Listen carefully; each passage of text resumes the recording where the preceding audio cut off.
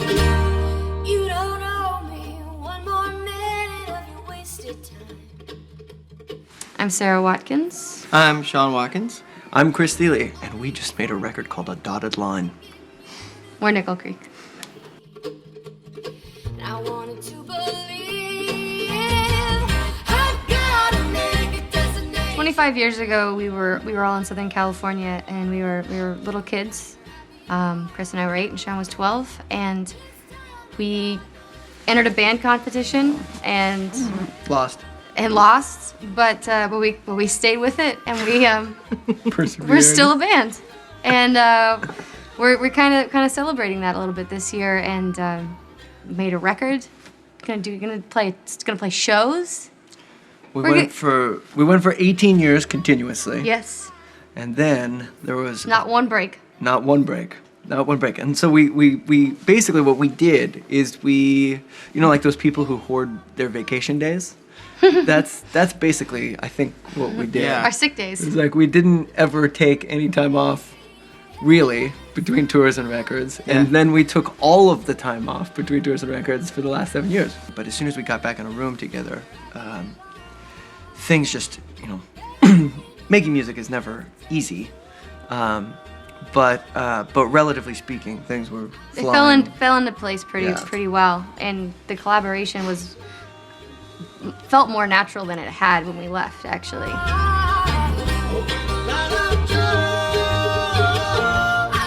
It's important for people who, sound cheesy, but dedicate their lives to music. It's important to make sure that they maintain balance, and just the way that in a romantic relationship, it's a really bad idea to spend all your time together, like every waking hour together. And it's important. It's important to have time by yourself. It's important to have time with your friends, and I think that the last 7 years we've kind of spent finding some balance, and so now, and I think basically the creative well had kind of run dry, because that's the only well that we had to draw from, and it was the only outlet we had to pursue any musical ideas that any of us had, and we always pursued them in this configuration, and it wasn't always appropriate to pursue certain ideas in this configuration, which leads to some pretty tough music making.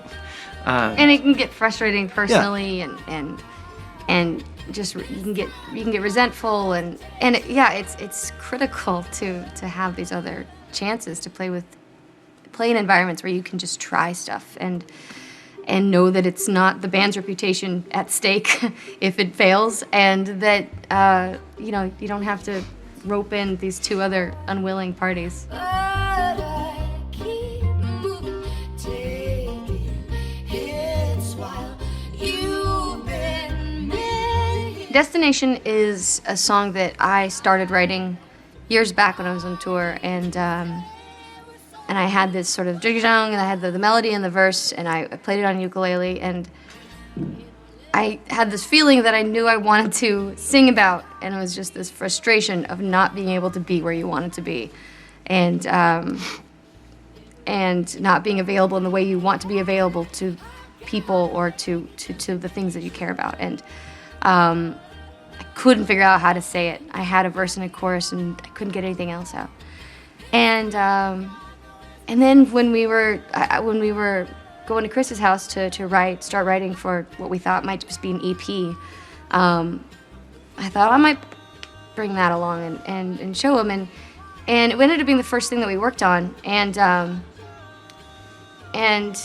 we, for the longest time, there was no lyric, but we figured out how to make it a song, and Sean started playing this interlude thing, and then Chris built on it with the bridge and with his mandolin part, and then started singing a melody over it, and it came together quite quickly. I think the lyric did not come very quickly, but I finally figured it out a month before we recorded it. Finally figured out how to say what I wanted to say.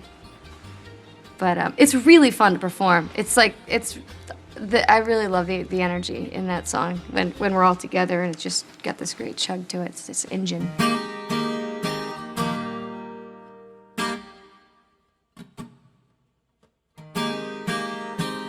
rest of my life started with this guitar riff that Sean came up with. And so we were sitting there trading little starts that we had. And Yeah, I had just a little riff and a melody. And you had a vibe. It was a vibe. You had a full vibe on this one. So when we're getting together, when we were writing at Chris's apartment last June, I'd kind of forgotten about this, and I think Sarah reminded me, and so I played it. And this riff was written in a very classic morning after scenario. I had a big jam party at my house, and one morning I woke up and was not feeling my best, and I sat down on the couch and was watching TV, and I picked up the guitar and I just started playing this lick, just kind of not even consciously, really. And after a while of sitting there playing, and then when I played it for Chris, and I told him the story, like where it came from. He said that he had an idea for lyrics, and was like, "Can I sing it?" And heck yeah. I love how the form came together, because it was a lot like how water kind of finds the easiest path down, like a mountain or whatever, and a lot of the times the way that songs flesh themselves out, kind of conforms to your standard pop song form, which would be verse, chorus, bridge, chorus, out.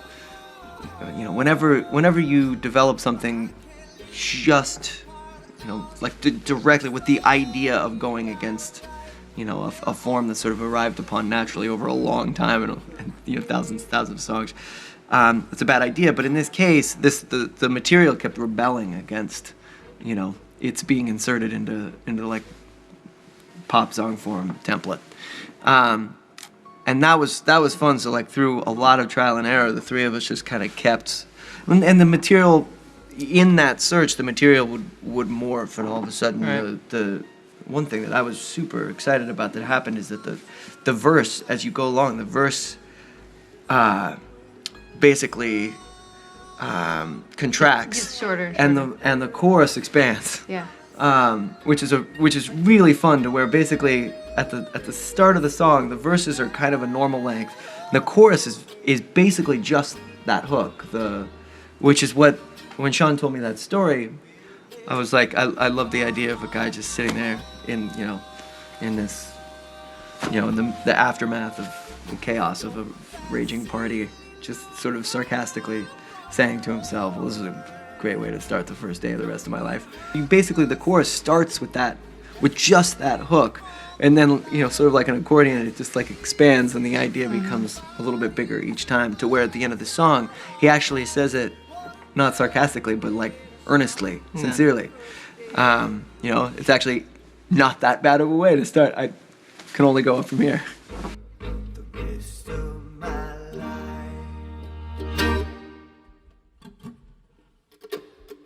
That's one of the neat things about us making a lot of music together again, is that I get to sing some songs and not others, and that's kind of right in my comfort zone. That's what I like to do. Every now and then I'm like, I want to sing now, and sometimes I'm like, I don't really feel like singing. Yeah, I get tired of my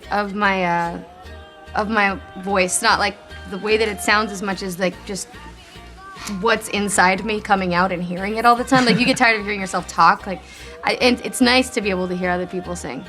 Growing up playing bluegrass, all the songs that we did were, involved 3-part harmony. And then I remember there came a point when we kind of, I don't know if it was a conscious thought it wasn't cool. Yeah, we were like, there doesn't need to be harmony on this. Let's just, So there's a lot of individual singing happening, and with this record, we, in coming together, we kind of realized that that's something that's, as a band, it's maybe one of our stronger points, and so might as well make use of it and just accept it, and it's really fun. I think now we were at a point where we love it, and we have, a lot of fun with it, and kind of. With this record, there was sort of the unspoken rule that if we can put harmony on a song, we probably should. So Yeah, sure. It could be one voice or it could be three. Let's go for three. Yeah. Hi, we're Nickel Creek. Look for us On Last.fm.